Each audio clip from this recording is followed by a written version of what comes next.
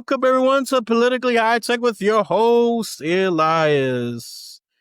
I have a newcomer here. Yes, I've been having a lot of newcomers, which is good because I was a little concerned. I don't want to rely too much on recurring guests. They're great at everything. Some of them are. But I want to bring in some new perspective, fresh perspectives because look, this is one thing about this podcast. This is not to support the left and the right. And some of my positions, some things I lean more to the right, like fiscal responsibility, some that the Republicans used to have some decent credentials on. Some of the state ones do, but in Congress, they got no credibility when it comes to fiscal conservatism. That's dead. They throw that out just to shove their agenda. I mean, you already know the so-called big beautiful bill. I mean, one of the largest examples. Yeah, I mean, only libertarian conservatives and a few others were just against it. But a lot of them, there's a woman say, "Yep, okay, vote for it. I'm gonna get everything I want. More ice, more cut on SNAP and all of that good stuff." Yeah, they were conservative when it was convenient. They cut off benefits, but my criticism and I've been pretty critical of this bill. Cut off the overspending of the military. I'm not saying shrink military because there is a big bloat there. They could have at least saved billions, maybe close to $1 trillion. It's just these middle people in the bureaucracy. I'm not talking about quality or strength of the military. I believe in strong military, but the money we spend on military is crazy. If you want to be at least holistically cut across, make a bunch of financial cuts. I'm for it.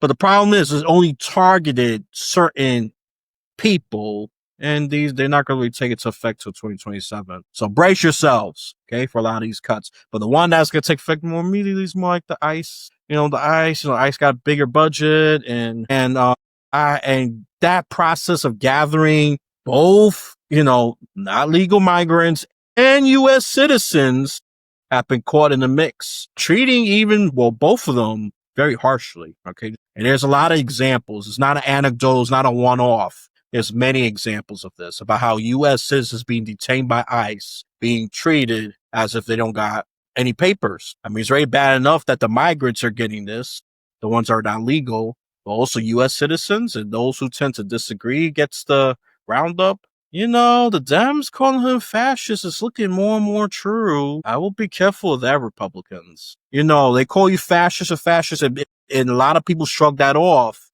But keep acting this radical, this extreme. You're making those critics more correct. Just pointing that out there. And this is coming from someone who is not the biggest hater of Trump, also not a supporter either. I didn't vote for either candidate in 2024. I just say whatever we got. I'm just gonna adapt accordingly. All right. But based on what this guy's been doing, it's been more like far right, crazy government to me. It's too right wing for me. It's like it was more a little bit to the center, people. Can we try to do that? Bring the best of both the left and the right. That's what I really want. That's why my logo is purple, not red or blue. Okay. Red is my personal favorite color. Don't call me Republican just because red is my favorite color. Okay.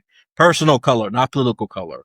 But my political color is really purple because it depends on the issues. Like, we're going to talk more about climate change here. And I definitely, lean left on that issue, generally speaking, because look, we just need to take care where we live. Not, defecate. It took a lot to say out of me. I'll say very quickly, ruin where we live, right? We should take care where we live, right? Where we breathe, where we interact. I mean, to me, that's the most sensible way of saying it without even sound like a partisan hack. Oh, the world is gonna blow up by tomorrow. You'll take it Earth. I'm not gonna do that because I know that extreme rhetoric has been tried and has fallen on deaf ears. And I don't blame people for being cynical. Oh, what's this next climate activist gonna say? It's gonna end by next year. Whoop-de-doo. I can't wait for that to happen. No, but there is climate change happening. There's been patterns of irregularity. New York has been very, very hot. I think, correct me if I'm wrong here, I'm going to go out of a limb. I think California's been more chill than usual. I think some of the forecasts. So that's your example of climate change right there. It doesn't always have to be world ending or apocalyptic, but it does come in phases, and yeah, and we have to do better. Come on. Do you want clean air or you want to keep I don't know, smelling feces and smoke and, God knows what else. Do you want that? I mean, I'm just asking for the practical point of view, I'm not going to talk political because that turns people off. I understand that.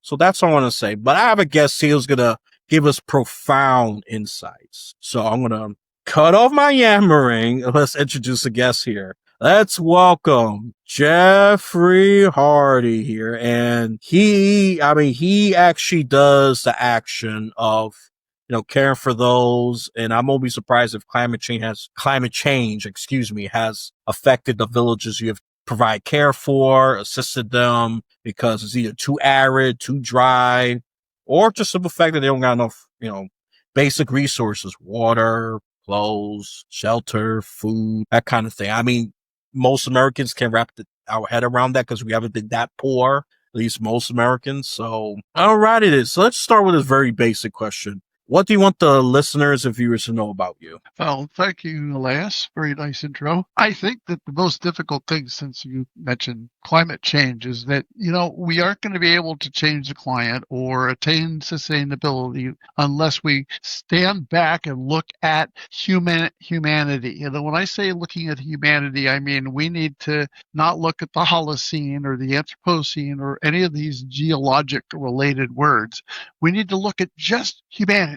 And that means 2.5 million years ago, when it kind of began, that's when humans and monkeys were sticking sticks in the holes and, sucking off the tiny little ants that came out on the sticks, that 2.5 million years ago to today. And then what's going to happen from now on. So I've broken down human development into 3 stages. And this is so that we don't get bogged down like all these different Anthropocenes and these different eras and everything. Only, no dogs, cats, giraffes, or elephants, okay? And we're talking about humanity. So from 2.5 million years to about mid 50s, 60s in the last millennium, that is when the first human evolution occurred. It ended around the middle of the 50s and sometime between 50s and 60s because that's when mutually assured destruction hit. That's when we realized we could conquer the world. That's when nature had to step aside for us. We had conquered nature, and that's what I call the end of the first human evolution. Now, where are we now? We are in what I call the suspended human evolution, and we have a lot of the detritus of the first human evolution that we're dealing with. In some ways, the first human evolution is not dead. It's rotting. And all you have to do is look at all the wars that's going on, and frankly, what's going on in Sudan and the whole Sahel in Africa. I mean, there's a mess out there, and we're rotting. The human species is not recognizing what happened up until that point in the mid 60s to where we are now, which is the suspended period where we need to realize what's happening. Now, what do we do? Well, I'm a planner, and I planned healthcare facilities, systems, services for about 50 years. I know I don't look that old, but at any rate, I did. And I did it all over the world, not just in the United States, but all over the world with different governments, with government of Nigeria, the government of Myanmar, Kenya, many, many different countries as well. And I think that the key is we need to plan the second human evolution. And that's where we're at right now in the suspended human evolution. We're flopping around. We don't know what the heck to do. There's some people who just think we need to wait for status quo to change. Maybe the world change for us, but that's not going to happen. I think we have to be planning. I'm a planner. I planned all over the world with different people from different races, different tribes, ethnicities, you name it. I had people around my table that were from so many different walks of life, and yet we all spoke English and we all knew healthcare. We all knew how the language of design and the language of planning. So what I'm talking about is not difficult, but it has to be done, and we're not doing it. You can't look at the United Nations and assume that they're going to do a good job. in planning the second human evolution. Now, you're going to say, what is the second evolution? Of course, that's my question too. What is it? Because we have to start a process. Here's the process. The process begins with pre-planning. You know what pre-planning is, Elias? You are doing pre-planning. That's pre-planning. It's talking, it's discussing, it's throwing out ideas, talking about what it is that needs to be done. What is happening in the world right now? What's working? What isn't working? What would we do better if we could do it again? What would we not do if we did it again? What kind of leadership do we need? Oh, I like these leaders. Oh, I don't like these leaders, but here was a good leader, but we need to follow that leader's, not just his ideas, but the way he was leading. I mean, there's a lot that you, Elias, can be doing right now to help this pre-planning process, because we're not ready to plan the second human evolution. We need to talk about it. We need to know, oh, that was the first human evolution. But how do you define the first human evolution? Well, I would say, how about killing for peace? That was one of the things that we did. We killed for peace. The only way we got peace was if we killed enough people on the other side that whoever was left and enjoyed the spoils would be able to survive. That's the first human evolution. You can extrapolate that, say, well, it wasn't just killing for peace, it was, business and, whatever you want to do to make sure that you succeed and the other guys fail. I mean, that's the first human evolution. Now, is what is the term that we could use to be able to be thinking about something that is opposite of killing for peace? And here's the term. The current term is on the front cover of my book, to care for peace, not kill for peace, to care for peace. And I learned what caring for peace means because it was something that happened in my heart when I was a hospital corpsman in the Coast Guard Reserves, because I took care of guys all the time who came back from Vietnam, and they were sick, snake bites, arms blown off, you name it. But the bottom line is I took care of them, and I had a feeling at the end of the day and during the care process called peace. It wasn't rocket science. It was just peace. That's it. And so I thought I figured something out, and then I ended up working in hospitals all over the world. And guess what? Every nurse out there knows what care for peace means. Active care for dynamic peace. That's the basis that we need to use to go towards the second human evolution. And if we want to bring people into the fore and into this discussion, this pre-planning discussion, we need to begin with an agreement that we will care for peace and we will bring our own care for peace. It's right here inside of our own hearts, and how we are going to do that, and with whom are we going to do that, and what is the ultimate goal, which is to take care of peace once we get it. Wow, listeners and viewers, I really hope you're paying attention here because this is not typical political talking points. Trust me, they disgust me too because you just want to throw a bunch of words, make yourself sound smarter, more sophisticated than you really are, even though, let's be frank, some of those speakers are quite idiotic, just being honest, because if you really want to talk to people, that's one example right there. He led by example. Well, he continues to lead by example. Let me just rephrase that. He's done the work. He's passionate, using mostly simple terms. Yeah, I'm sure most of you know what evolution is because I know my listeners and viewers are smart. He's not using political jargon. Like greenhouse gases. He's talking about humans, human centered. Yeah, because that's the key. We just think climate change is, some polar bear in the ice cap far, far away. Most humans don't give a rat's behind about that. That's too distant.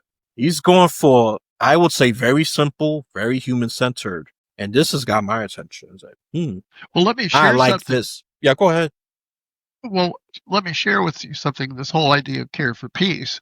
When I was in Nigeria working with the Nigerian governor of River State, Amici Rotimi, we were talking about, instead of building a hospital in the middle of Port Harcourt, which was a highly congested, traffic-laden town, I mean, it was impossible. You couldn't go 20 feet in, an hour. And I just said, instead of that, why don't we go to the periphery of the town and put a whole bunch of little health clinics.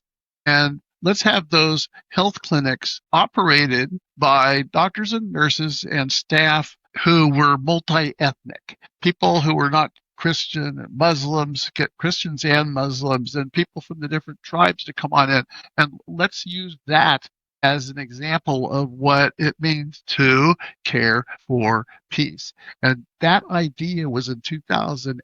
2009, I got called by the Myanmar government saying that they wanted help building a hospital. I went on over there and found out they didn't need a hospital. What they needed was a lot of rural health, just like Nigeria. And I said, well, why don't we start a foundation with another organization in Myanmar? And we did.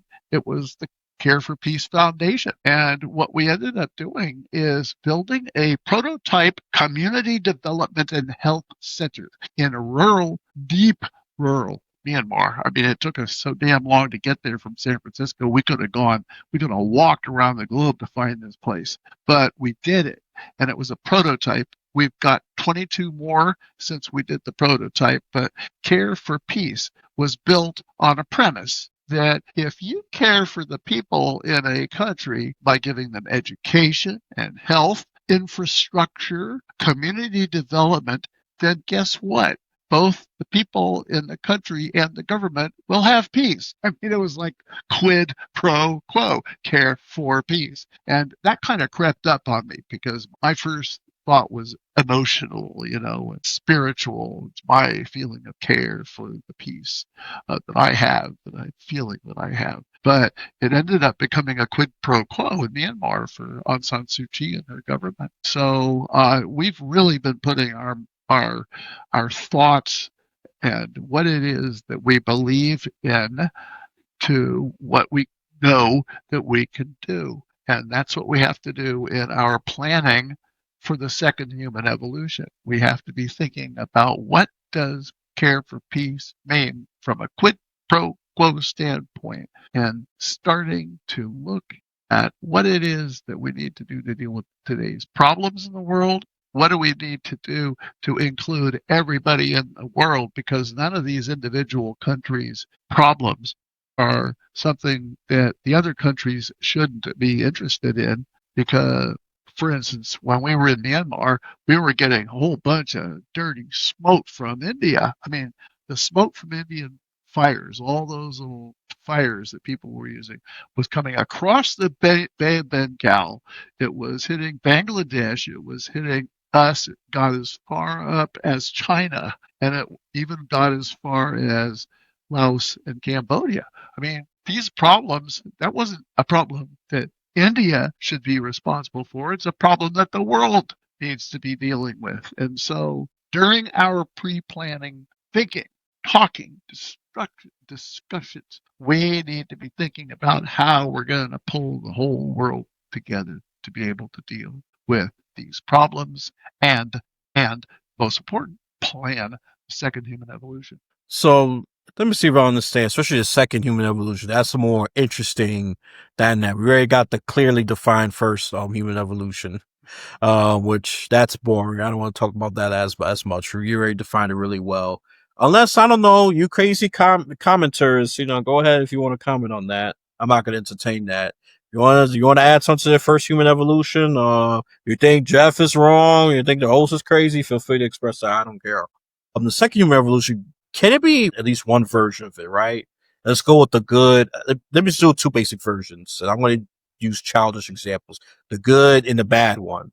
The good second human evolution, we are, caring for peace. We, of course, reduce, the emissions and all that stuff. And the world is more cooperative on taking care of the environment, of course. And of course, with your expertise, not just touching these developing nations, and they were able to get the act, but you help them get rural hospitals or clinics or huts, whatever you want to call them, just to get the better care, which I like that because you don't want to just put everything in the condensed. Like Nigeria is a good example. You want to just put more things in a very crowded area. It makes sense to put them as a little at the periphery, probably somewhere, not at the outskirts, or probably close to it, that's near the city, but it's not where it's very congested. I said, oh yeah, that's good because Yeah, if you can't cross a block, without waiting 20 minutes because everybody's just all over the place.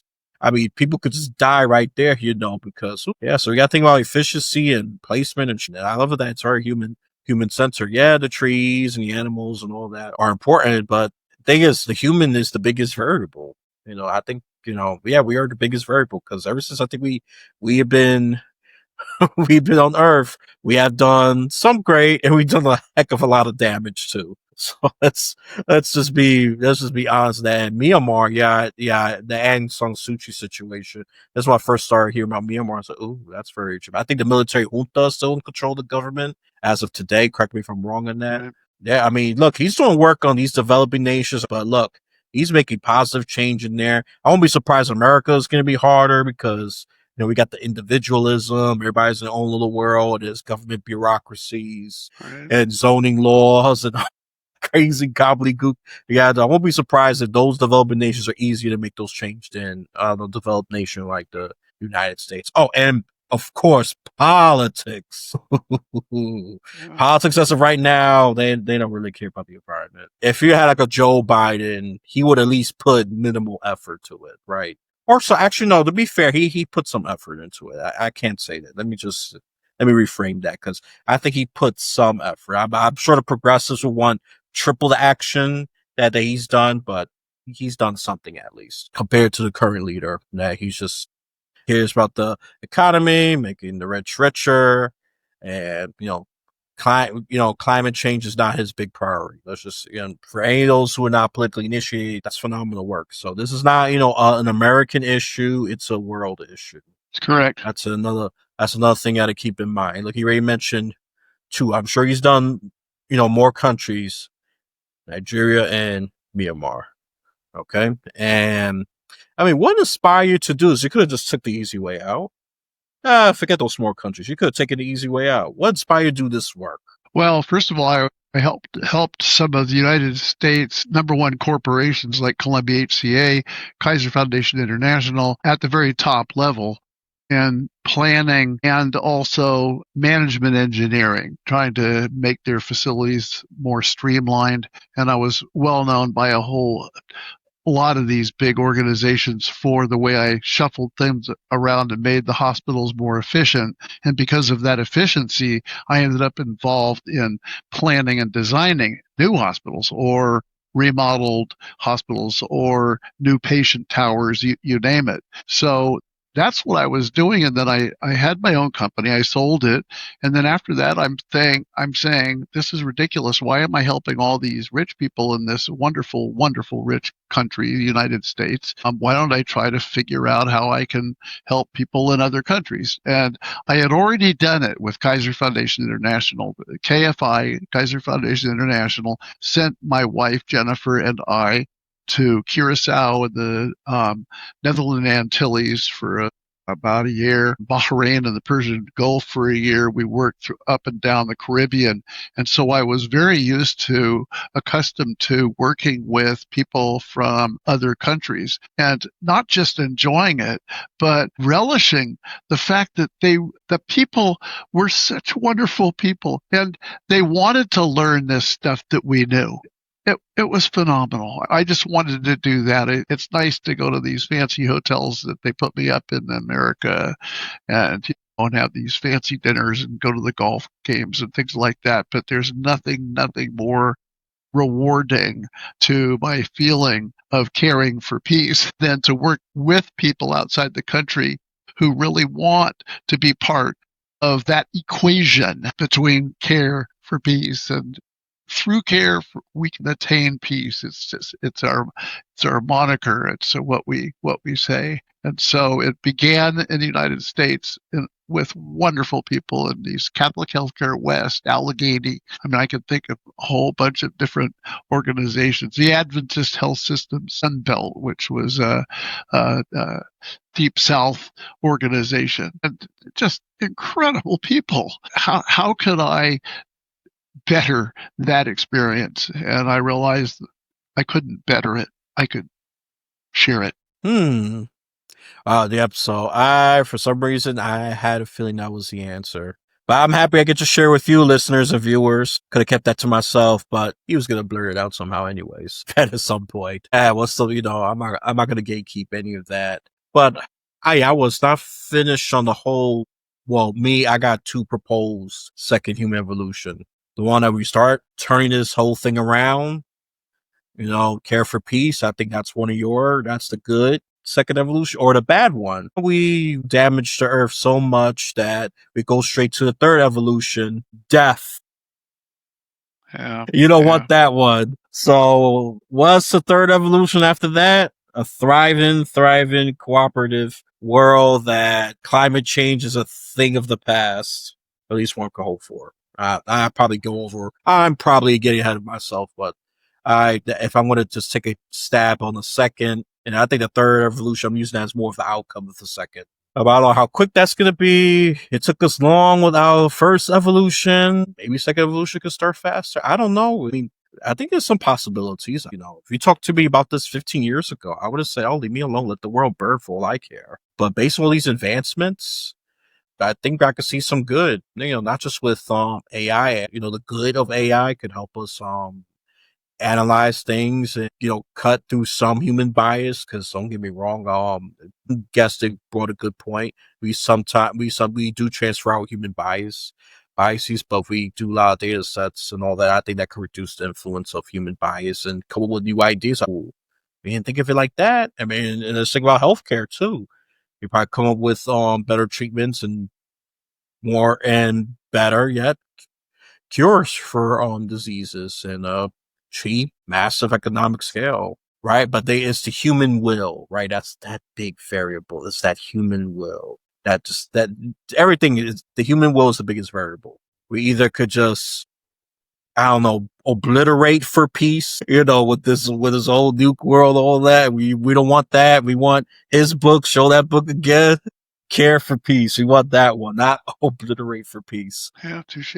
So, I'm just giving two probably supremely dramatic, overly simplistic examples, but either option is viable, I would say. But we want the former, not the latter. Okay, we want the good, so we want to care for peace. Yeah. And I would add to that, and that is that the whole process that we're talking about really has to be positive. I think that we have to decide that we're going to look forward to doing this. Now, one of the podcasters about 6 months ago was more interested in talking about the human evolution ending and, the extinction, the human extinction, the Anthropocene extinction.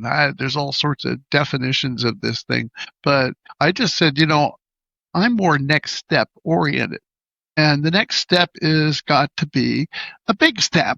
But you don't just take a big step when it comes to planning. You have to plan the planning process. You have to know what your approach to the planning process is. And that's where pre-planning comes in. It's where you come in, Elias.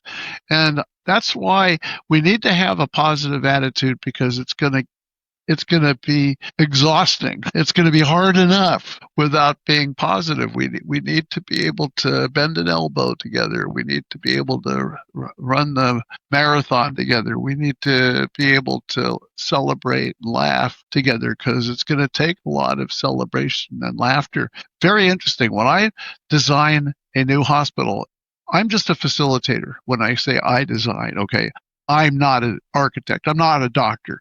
I am a facilitator of the planning process. That's the bottom line. And when I do that, I make friends right away, and I make sure that everybody is friends throughout the entire process, because planning a brand new $500 million hospital healthcare center, it takes at least 2.5 years. So the key is, got to have parties. You got to have fun together. And it really, really is important to have people who are positive. And the wonderful thing that has happened in most of the cases that I've had is, and there's a couple of grumps who come in, okay, I'll help you out. Some radiologist comes in and says, you got to design my radiology the way I want it. You can't design it the way you want it, because I'm a radiologist and you're not. And so guess what? I made friends with this guy, and I got him on our side to talk and to laugh and everything. And he ended up having his staff throw the party for us. I think that was the January party. So you really have to plan on helping everybody keep their positive nature. And it's not that hard. It's great. Listeners and viewers, I hope you catch something very different. When political channels, mainstream channels talk about climate activists, climate change, is always hyperbolic, very dramatic, very negative. He's giving something very different, very humane, organic. And look, he's not high, he's not on drugs, he's done the work, he's been there, okay? So he's not just talking in his high chair, just acting like he's done all the work, or he just sits there and laugh. No, he's on the ground, okay? And he could have chose to be a grump. And even Yeah. he would convert a grump to a happy person, at least with relationship with Jeffrey. I think he's a grump to everybody else. Maybe too much of that radiology exposure. I don't know. That causes be grumpy, but I'm just gonna keep it like that. I could be a bit of a smart aleck, but no, but let's focus on accomplishment here. See, things can be done. Don't and I'm gonna bash social media because this is another one that really drives me crazy. Everything has to be overly dramatic. They scream at the top of their lungs that the world's gonna end. We got enough of that. Especially you stupid young activists. Stop with the drama. Go to Broadway if you want to do that, or be a movie star if you want to do that kind of stuff. Fine, there's some value there. But when you being a climate activist and all that, all this screaming and yelling and I don't know, even burning stuff, some of you, okay, that's very hypocritical to your mission. I mean, I'm going to talk like your cool kids. Make it make sense. It's not adding up. Me, I like this. This is what I like. You see, if I probably would have met him a long time ago, I probably would have been to the left even sooner. But I had to take hands-on experience for me to be siding with the left with the climate change issue. Beautiful gardens, something simple as that. Clean air during the pandemic. I was hoping the traffic and people would come back. Oh, I enjoy that clean air during the pandemic. I'm not gonna lie, I'm very, very selfish. But that air was so much cleaner. So, oh my goodness, I forgot what clean air smells like as a native New Yorker. This is my anecdotal example, but I guess the left got a point there. And look, I'm not a hardcore, well, except for my teenage years. So yeah, dig up on that. I was very far right, anarchist right, even. I said I didn't care the Earth even blew up. I said, well, you end my misery, so do that. But thank goodness I'm here. Thank goodness so we have this conversation. The reason I'm saying all this because you could achieve things by being productive. So listen to mainstream media, social medias, and even the politicians. A lot of y'all discuss me on this because you use this doom and gloom. Oh, it's going to end by next year. I mean, you know how many times we pushed that goalpost? Based on my memory, and I could be wrong, we said 1970 is going to be the end. Look, we in 2025, with all of this. And I'm not saying the earth is not pristine condition. It's not, you got a point there. It's not.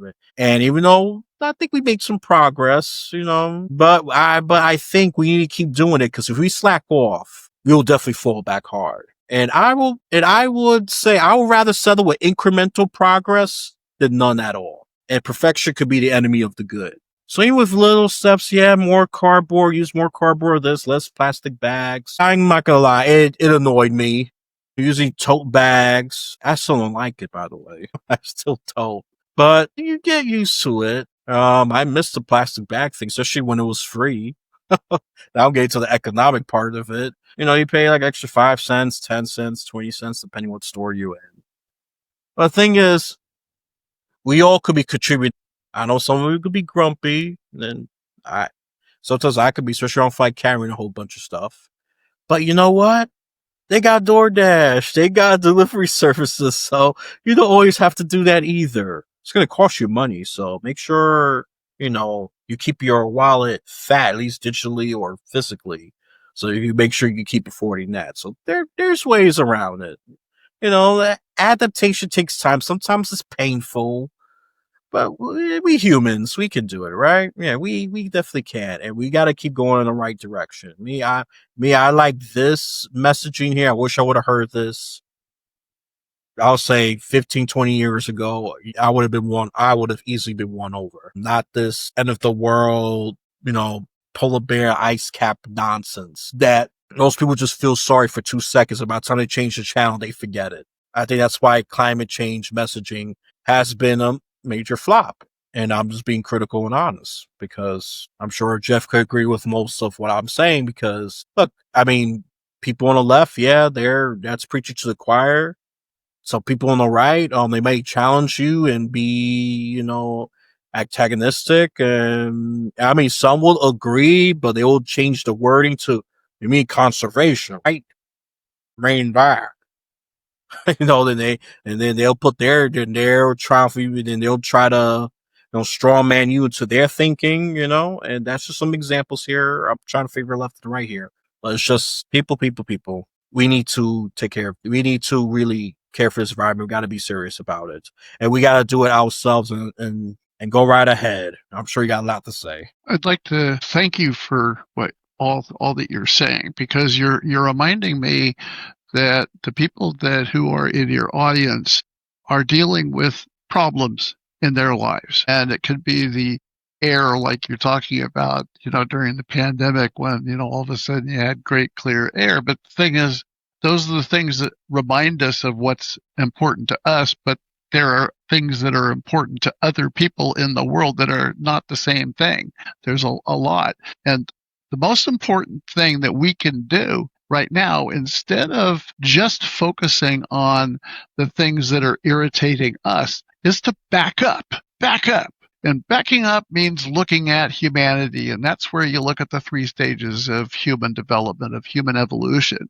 And you say, okay, what are the 3 stages? And why are we even talking about this? And try to not get too darn close to anything, including religious or political.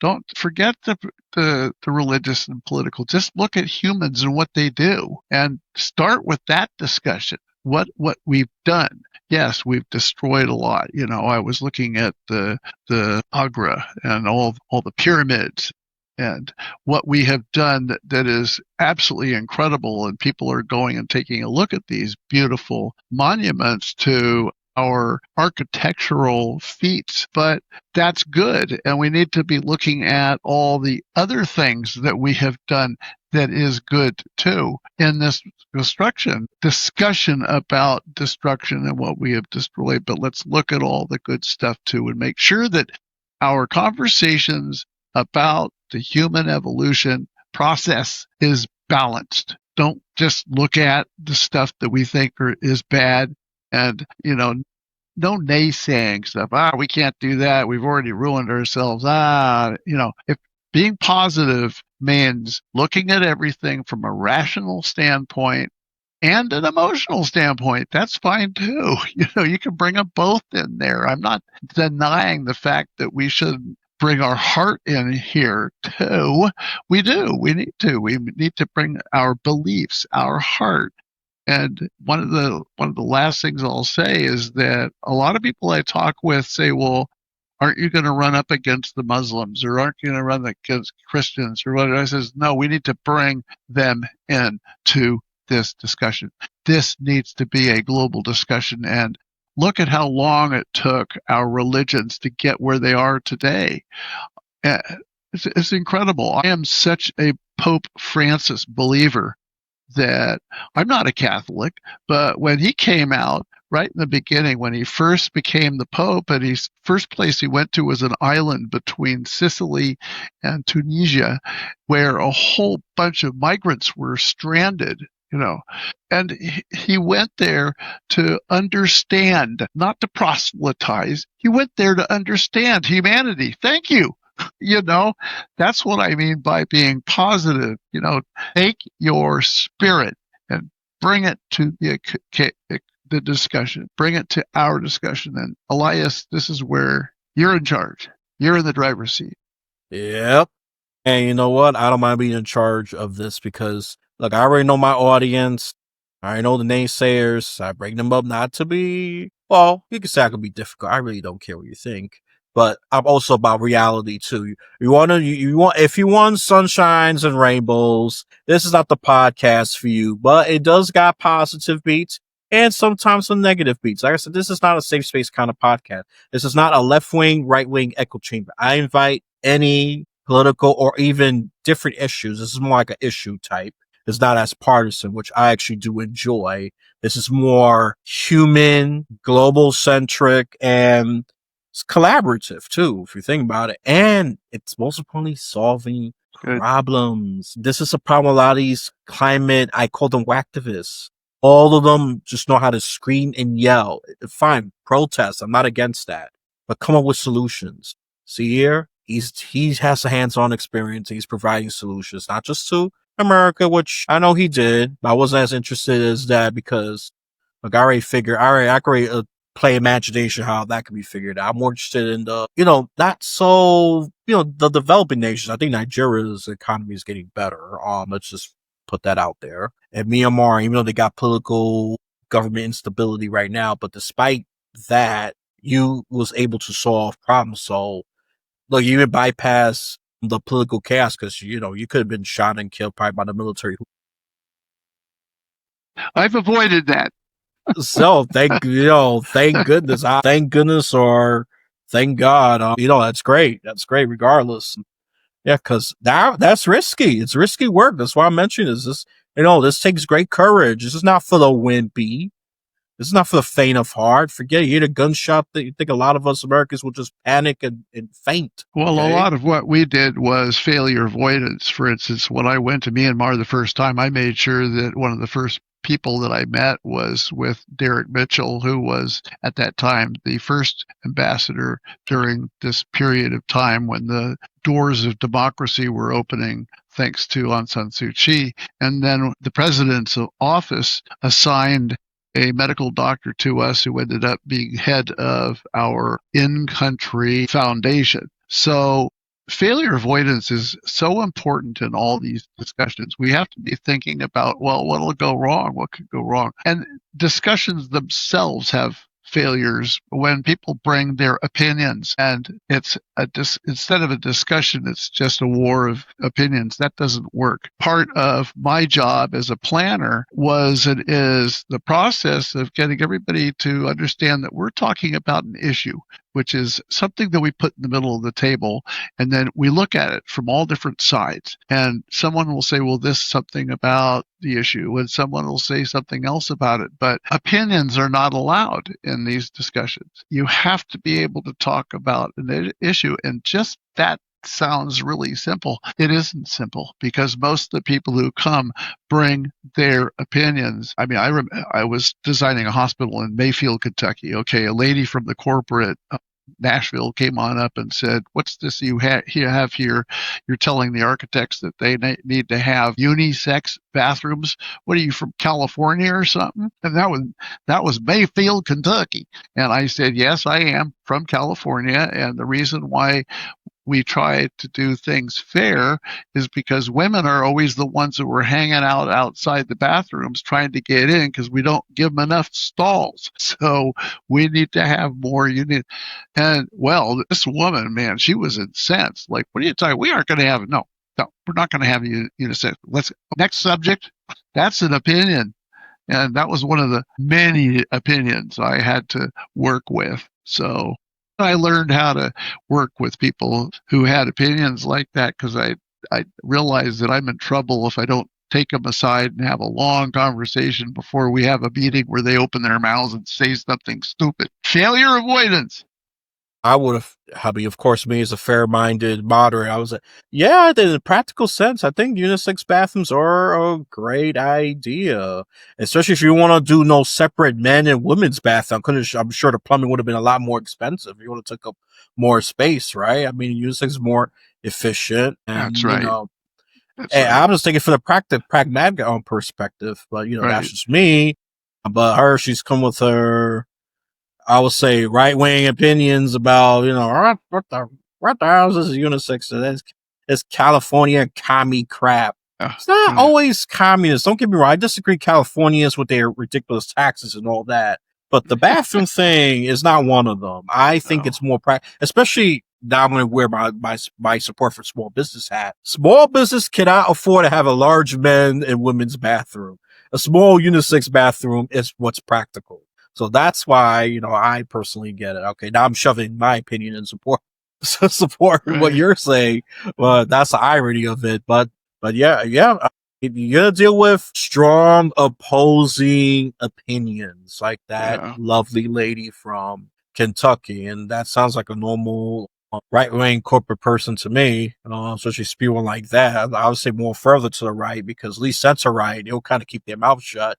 They got Right. that sense. The strong rights, they will shoot and ask questions later. Right. Uh, Now, Elias, I think it's probably time for us to wrap this up.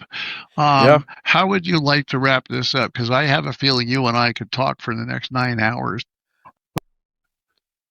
Before I even get to that wrap up, but I want to emphasize this, listeners of views. You're going to deal with people who are going to be difficult, especially when you're trying to achieve something grand. Grand, as if trying to solve a climate change issue globally. And well, this one's actually domestically, but US is part of the world. You're going to deal with people with radically different opinions. Some are going to be boisterous about it and proud, and some might be subtle, maybe talk to your side. So why are you proposing this idea? You have to learn to deal with that. You can't just have an echo chamber and say, oh yes, I agree to everything. It's not realistic.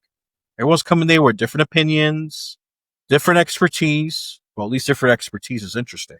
It's true. And then, so this is why this is important. I mean, yeah, I could talk for a while, and the good part is you already answered all my hidden questions. You already answered like 2, 3 of them, sometimes with your responses. Yep, now I'm officially ready to wrap it. So let's do this shameless plug-in. Show that book again and talk about it. Yep, look, To Care for Peace. And if you want to know it's a real one, it's a nice white book. It has like a little circular picture. Has some I love the contrasting colors with the red and orange leaves and Yeah. the top of yellow ones, and it has some of the blue green ones on the side. It's a white book. I mean, I'm gonna have him probably show it again once we do our wrap up. And he has multiple different sites. And trust me, he's not always this. I might even call you. This is gonna sound cringe to some of you. It's gonna age me a little bit. You've been warned. The real life Captain Planet. Okay, so there you go. You've been Thank you. warned. So there is careforpeace.com. Very simple. I'm sure you could spell all that. Or peace.com. It's for, the word for, not number 4. If, and then he also got, this is one of the few here. I don't think he don't got that much social media, but I could be wrong again because I'm being lazy. And then there is Hardy Worthwhile. Look at that plane. A nice play on his last name. This is about more healthcare opinions. It's more like a blog, so that's his other site. And then the other one is this more fun and musical one. Other you got the Care for Peace song. That's right. Papa Hardy. Papa, P-A-P-A. Come on, even the Spanish, that, Papacito, all that good stuff, so he has 3 sites. Check him out. If you want the fun musical one, you go to papahardy.com. Anything else you want to share? I would only say that in closing, that the first sentence in the book really says it all. And here is what that first sentence is. To care for peace may not be the secret of life, but it is as close to the secret of living there is. I'll say it again. To care for peace may not be the secret of life, but it is as close to the secret of living there is. This is my first and last serious comment section activity. What does that statement mean to you? That statement, that's the very first sentence of his book. It's spoiler free. Yeah, you got to get it if you want to read everything.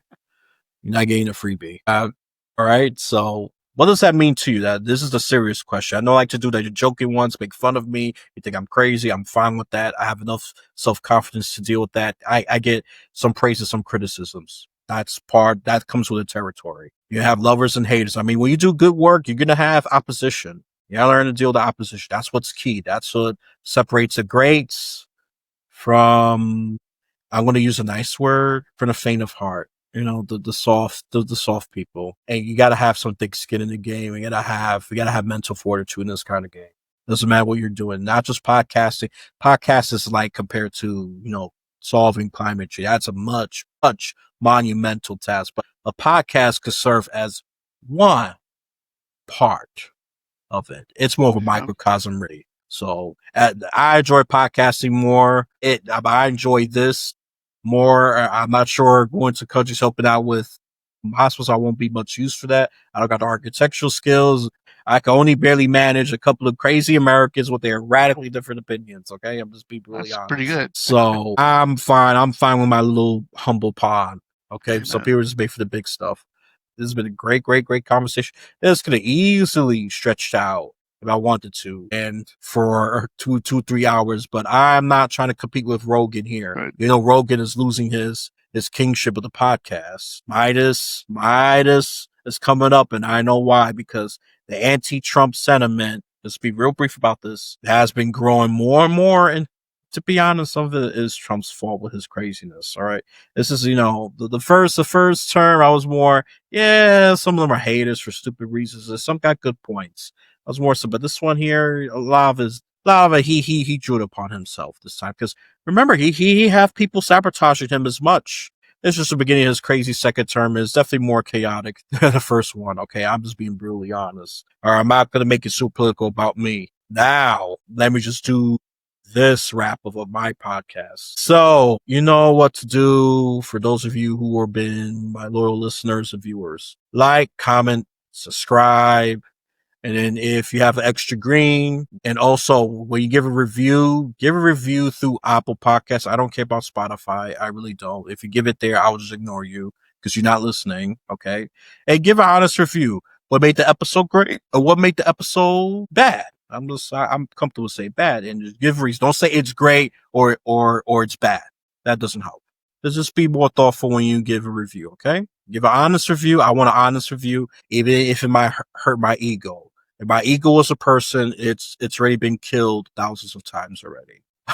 It would have been a pile of dead bodies. Yeah, talk about war. Okay, it would have been it would have been a pile of dead bodies. Okay, and then I'm gonna expand my social media. I'm gonna have the Instagram. I'm not sure about TikTok. I have a link tree at some point, and I'll be joining Blue Sky. I want to see how Blue Sky is. If it's a wacky left, look, I don't like Twitter that much. I think Twitter is falling apart to me. Is that because of right wing? And I just think Elon Musk messed that up primarily. I'll see what Blue Sky is. If Blue Sky is as wacky as the right wing say, then they might be right. But I don't know. I want to experience that for myself. I just want to listen to different opinions. I like to have a hands-on experience. Then I form my opinion after that. Okay. So that's what's going to go on with that. I haven't been posting that much on LinkedIn, but I like LinkedIn because it's more professional. And, the partisan is vanilla. Okay. You see after your left wing, your right wing. It's more vanilla. It's not hypercharged and just people attack each other. Most people are professional at LinkedIn, so I'll stick to that. And a lot of my audience tend to be professional.